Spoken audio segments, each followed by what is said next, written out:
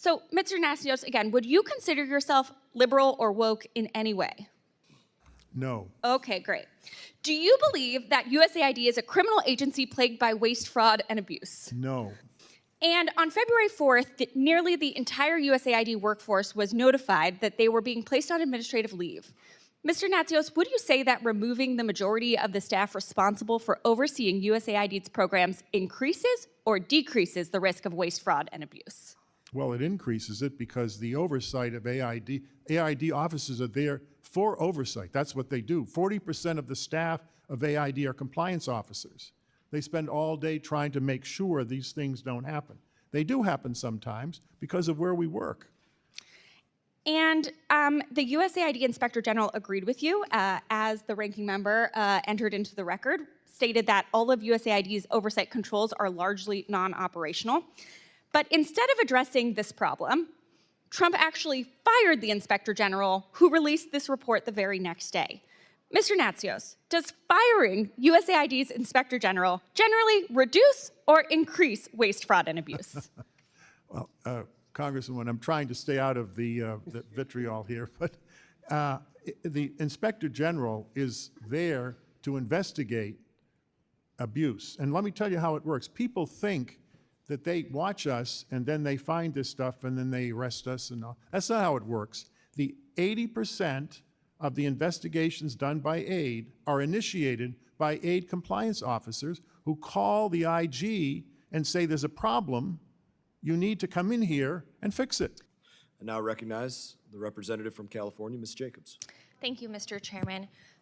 First of all, a question for my colleagues. I know all of us probably remember Ebola from the 2014 outbreak that President Trump, a private citizen at the time, was particularly outspoken about and terrified of.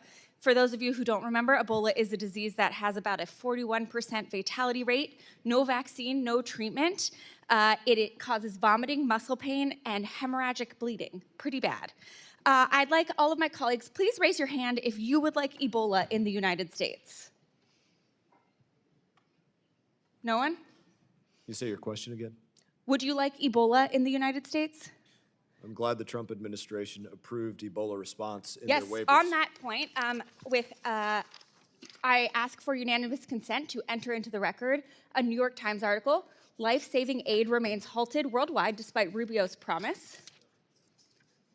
So ordered, but it's not if you want to see the list. And on Tuesday, Elon Musk, the billionaire tech entrepreneur empowered by President Trump to combat the agency, I'm quoting the article now, told reporters in the Oval Office that the administration had turned on funding for Ebola prevention and for HIV prevention. But in reality, again, quoting this article, the Ebola funding and virtually all of the HIV prevention funding remains frozen, according to USAID employees and several aid groups. And that is because the payment system called Phoenix that USAID relies on to disperse financial assistance has been inaccessible for weeks. So as you may know, Mr. Natsios, the outbreak of diseases, infectious diseases, is one of the big things that USAID helps to prevent, which is why I think we all should be so horrified that because of Elon Musk's illegal takeover of USAID, USAID is no longer able to screen travelers at airports leaving Uganda, where there is currently an Ebola outbreak that Americans have already been infected by. Mr. Natsios, you led USAID, correct? Do you think stopping the screening of travelers makes America more or less safe? It makes us less safe, but I would add that there is, over the last 30 years, we've built a system in 90 southern countries for monitoring all infectious diseases, and that's the early warning system. So if an outbreak of any disease takes place, we know about it.